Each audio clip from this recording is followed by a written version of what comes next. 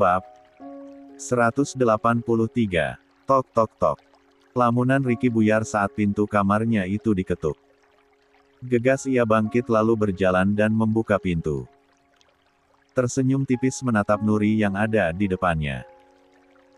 Namun senyum itu langsung lenyap saat menyadari jika wajah Nuri begitu panik. "Maaf, Mas, ganggu," kata Nuri begitu kaku dan formal seperti pada orang asing. "Barusan Bibi telepon. Katanya emak sakit. Bisa tolong antar aku ke terminal bus?" Lanjut Nuri dengan raut wajah tegang. "Kenapa harus ke terminal bus?" "Biar aku antar langsung ke kampung halamanmu," jawab Ricky buru-buru. Dalam kondisi Nuri yang seperti itu, tak mungkin Ricky membiarkan wanita yang masih menjadi istrinya itu pergi menaiki kendaraan umum sendirian. "Tapi, aku takut merepotkan," balas Nuri tak enak. "Aku masih suamimu. Aku wajib menjaga dan melindungimu," jawab Ricky. "Ayo bersiap, mumpung masih sangat pagi. Jalan juga masih lengang," lanjutnya. Nuri mengangguk lalu buru-buru kembali ke kamarnya. Saat hendak mengganti baju, Nuri sempat tertegun sejenak. "Apa aku sekalian bawa baju-bajuku? Mungkin saja aku akan menetap tinggal di kampung. Apalagi kalau Mas Ricky tak menginginkan aku lagi karena kehadiran bayi ini," pikir Nuri seraya meraba perutnya yang masih rata.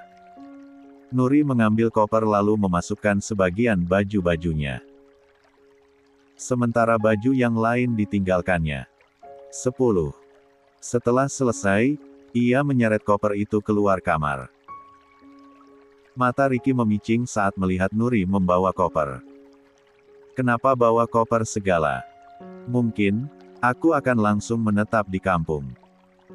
Biar gak lagi menyusahkan Mas dan menjadi penghalang langkah Mas," jawab Nuri dengan hati teriris perih. Karena sejujurnya, ia masih sangat berharap besar pada pernikahannya. "Aku masih suamimu. Aku belum memberikan izin apapun. Simpan kembali kopermu," titah Ricky. "Niat kita ke kampung untuk menjenguk emak. Kalau sekiranya emak bersedia, lebih baik ajak ke sini biar lebih mudah dalam hal pengobatan dan lain-lain. Lebih canggih juga daripada medis di kampung," lanjut Ricky. Nuri tercengang mendengar penuturan itu. Rasa bersalah kembali menghantam dadanya. Karena setelah mengecewakan Ricky begitu besar, lelaki itu masih begitu baik padanya dan keluarganya. "Ayo, biar cepat sampai," ajak Ricky sembari melangkah menuju pintu keluar. Nuri menghela napas panjang lalu melangkah menyusul Ricky. Membiarkan kopernya berada di sana dan tak membawanya sesuai titah sang suami. Berjalan keluar dari rumah menuju mobil. Mengusap lengannya sendiri kala hawa dingin menelusup kulitnya. Ia lupa tak mengenakan jaket ataupun baju hangat. Sementara rumah terlanjur dikunci. "Pakailah ini." Ricky meletakkan sweter miliknya di atas pundak Nuri. Nuri mengambilnya lalu menatap sweter berwarna hitam tersebut. Warna kesukaan sang suami. "Tapi Mas juga membutuhkannya. Aku bisa masuk lagi kok untuk ambil baju hangat," tukas Nuri. "Gak apa. Pakai saja," balas Ricky. "Ayo buruan masuk," lanjutnya sembari membukakan pintu mobil untuk sang istri. Untuk kesekian kalinya, Nuri dibuat haru oleh perlakuan Ricky. Setelah duduk di jok depan, ia mengenakan sweater Ricky dan menyesap aroma wangi tubuh sang suami yang membuatnya begitu merindukan saat-saat indah kebersamaan mereka. Namun saat melihat Ricky yang sudah duduk di balik kemudi dengan wajah dingin dan datar, Nuri sadar, saat-saat indah itu hanya sebatas kenangan saja dan mungkin tak akan pernah terulang. Di pagi hari buta yang masih gelap, mobil Ricky melaju menembus jalanan.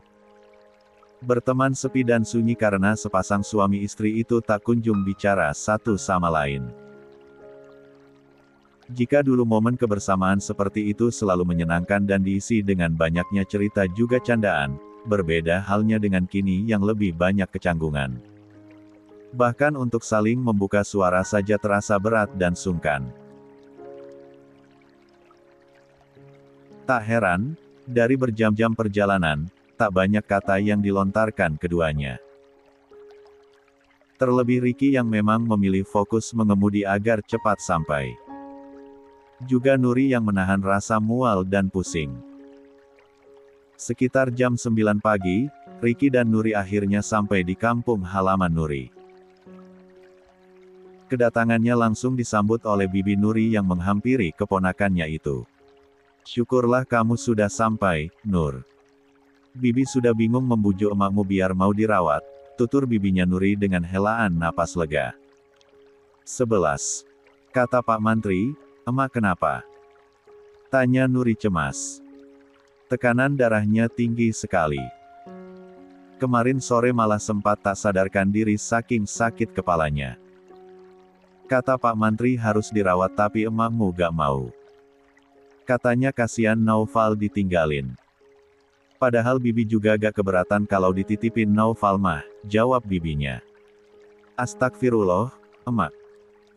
Dalam kondisi seperti itu pun masih sangat mengkhawatirkan Naufal, timpal Nuri pelan. Nuri ke dalam dulu, ya, Bi. Ayo, Mas, ajaknya pada Ricky yang mengikuti di belakangnya. Ibu, begitu memasuki rumah, Nuri langsung disambut Naufal yang berlari ke arahnya. Ia berjongkok, bersiap menyongsong sang putra dalam pelukan. Sayang. Sehat, nak? Tanya Nuri seraya memeluk Naufal erat-erat. Naufal mengangguk cepat. Emak, Bu. Emak sakit, celoteh Naufal polos. Ibu temui emak dulu ya. Balas Nuri seraya melepas pelukan. Hai, anak ganteng. Ketemu lagi sama ayah. Ricky menyapa hangat. Membungkuk agar sejajar dengan Naufal. Naufal hanya terdiam sembari menatap Ricky. Membuat Ricky tersenyum kecil lalu mengusap pucuk kepala anak tirinya itu. Masa lupa lagi sama ayah. Baru juga gak ketemu beberapa hari, lanjut Ricky mencoba mengingatkan anak lelaki di hadapannya. Oval ingat kok. Cuma Oval lagi sedih, soalnya emak sakit. Jadi gak mau senyum, timpal Naufal sendu. Anak lelaki berusia hampir 4 itu seolah mengerti dengan kondisi sekarang. Naufal antar ayah lihat emak ya. Pinta Ricky. Naufal mengangguk lalu berjalan menuju kamar sang nenek. Menyingkap gordennya lalu menunjuk. Itu emak lagi tiduran. Katanya kepalanya sakit. Tadi Oval sudah pijitin tapi gak sembuh. Ricky tersenyum tipis menanggapi celotehan polos Naufal. Makasih, ya. Naufal main dulu. Ayah mau temui emak. Naufal mengangguk lalu segera berlalu dari sana. Sementara Ricky meneruskan langkah menuju tempat tidur ibunya Nuri. Duduk di dekat Nuri yang juga duduk di atas tikar di samping kasur. Tempat tidur itu memang bukan spring bed nyaman. Hanya kasur kapuk yang digelar di lantai tanpa dipan. Ricky pun sudah berniat ingin merenovasi rumah sederhana itu jika memang ibu mertuanya tak berkenan ikut ke kota. Emak gimana sekarang? Tanya Ricky seraya mencium taksim tangan sang ibu mertua yang tergolek lemas. Beginilah, nak Ricky. Beberapa hari kemarin kepala emak pusing terus. Ternyata tekanan darah emak naik tinggi, jawab ibunya Nuri begitu pelan bahkan nyaris tak terdengar. Kita ke RS ya, mak. Kata bibi emak harus dirawat. Biar cepat pulih, bujuk Nuri yang terus menggenggam tangan sang ibu. Kepala ibunya Nuri menggeleng lemah. Emak gak mau. Kamu tahu sendiri dari dulu, emak paling anti datang ke tempat seperti itu. Emak takut. 12. Kenapa takut, mak? Kan biar emak sembuh. Mau ya, Mak? Nuri gak mau sesuatu yang buruk terjadi pada Mak. Nuri cuma punya Mak. Nuri gak punya siapa-siapa lagi. Tangis Nuri mulai pilu. Ia begitu khawatir pada kondisi ibunya tersebut.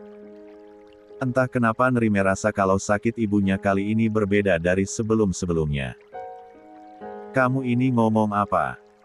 Kamu kan sekarang sudah punya suami. Dia akan selalu menjaga dan melindungimu. Bukan begitu, Nak Ricky? Tanya ibunya. Nuri menatap sang menantu lekat. Iya, Mak. Ricky menjawab sedikit gelagapan. Ricky mulai berpikir, apa mungkin ini salah satu petunjuk yang sudah beberapa hari ini ditunggunya. 13.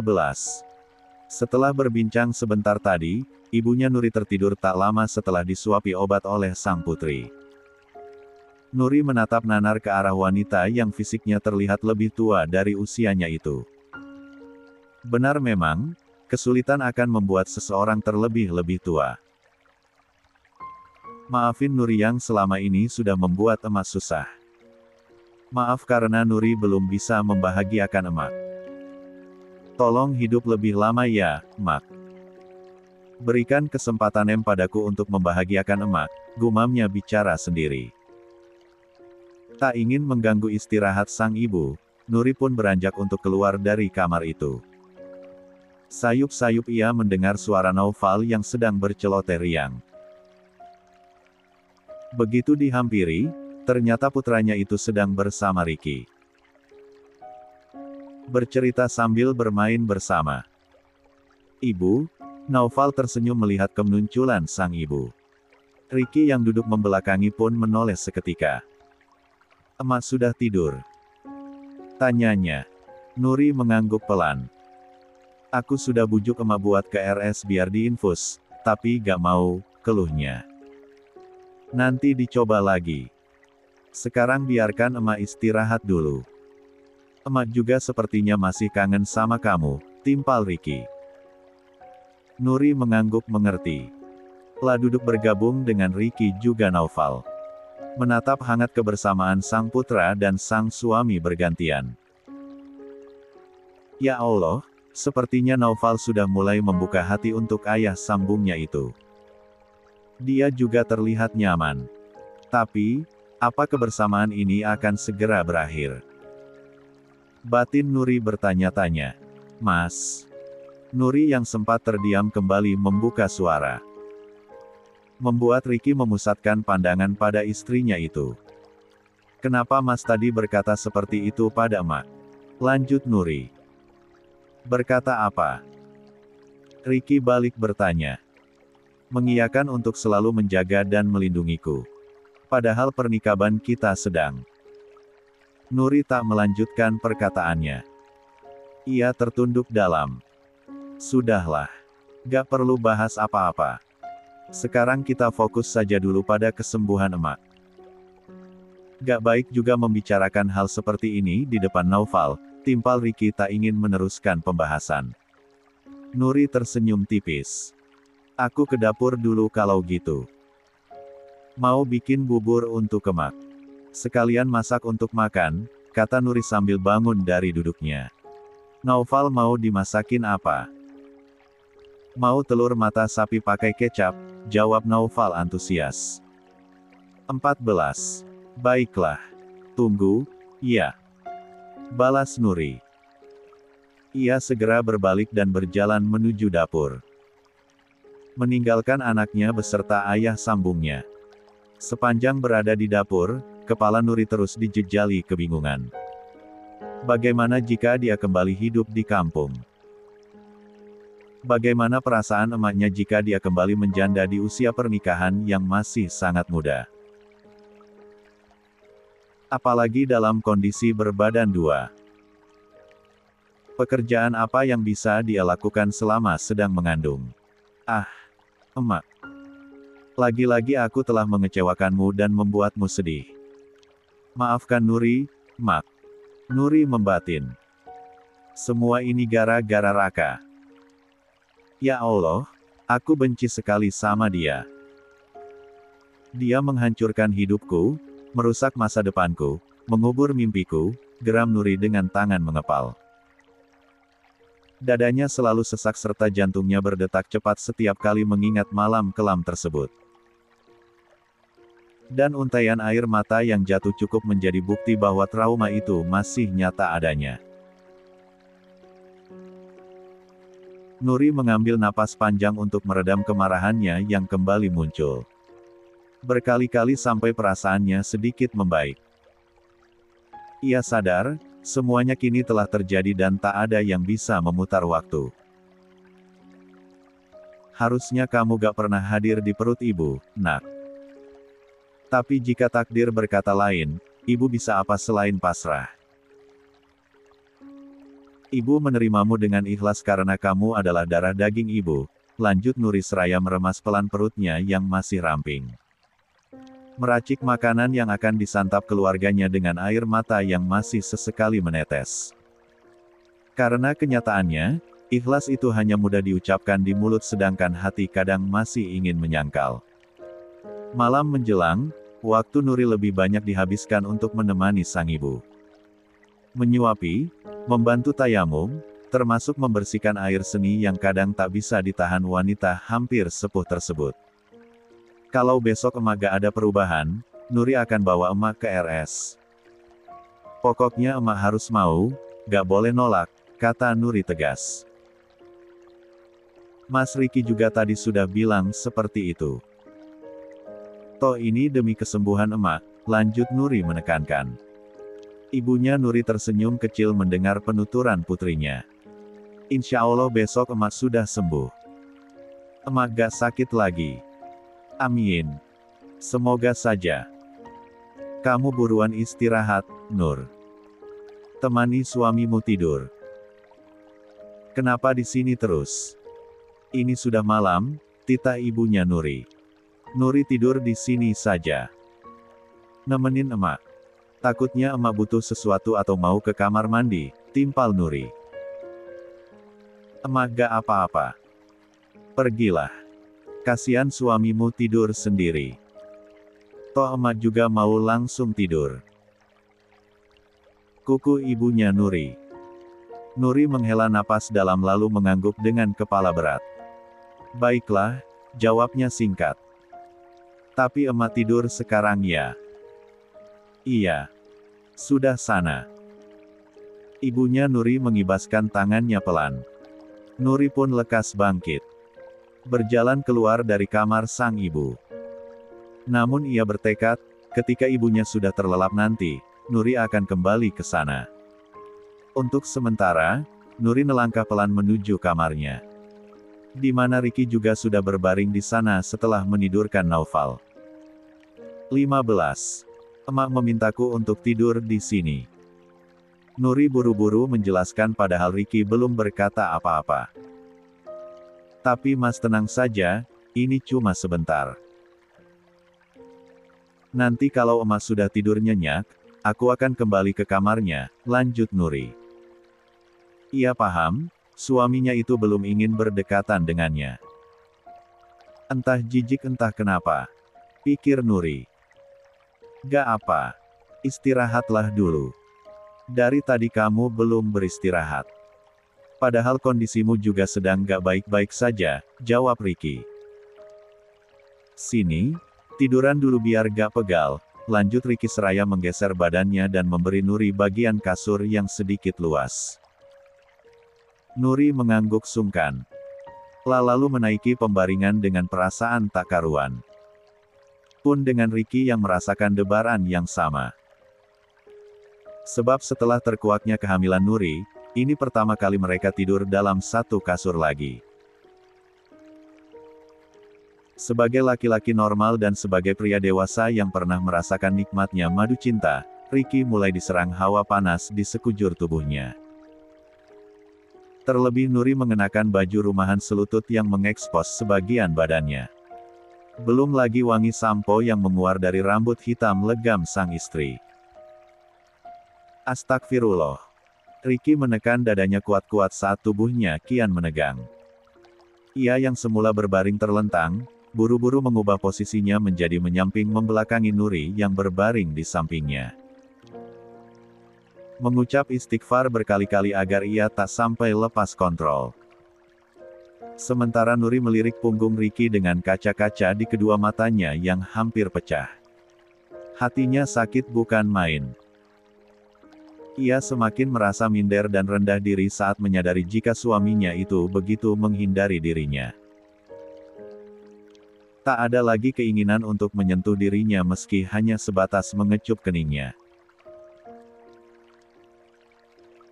Ya Allah, sebegitu menjijikkannya aku di mata suamiku, pikir Nuri menjerit pilu. Detik demi detik berlalu, menit pun berganti. Tak ada obrolan apapun di antara sepasang suami istri tersebut.